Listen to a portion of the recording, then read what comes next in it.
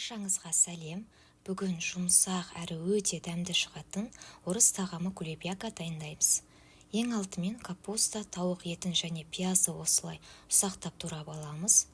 Қызып тұрған майға пиязды салып қуырамыз. Пиязды сарғайғанша қуырып, тауық етін саламыз.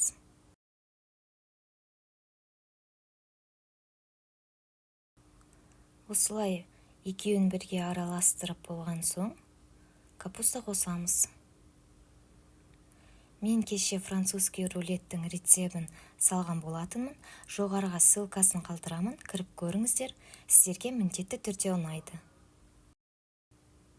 Барлығын араластырып болған соң, тұз және бұрышты саламыз.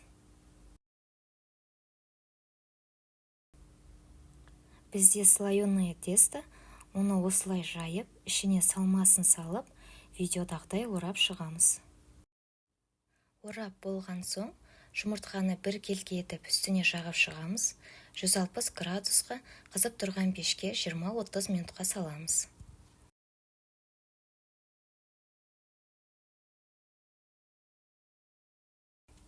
Міне біздің кулебяка пирогы дайын. Сіздер де жасап көріңіздер, өте жұмсақ әрі дәмді шығады.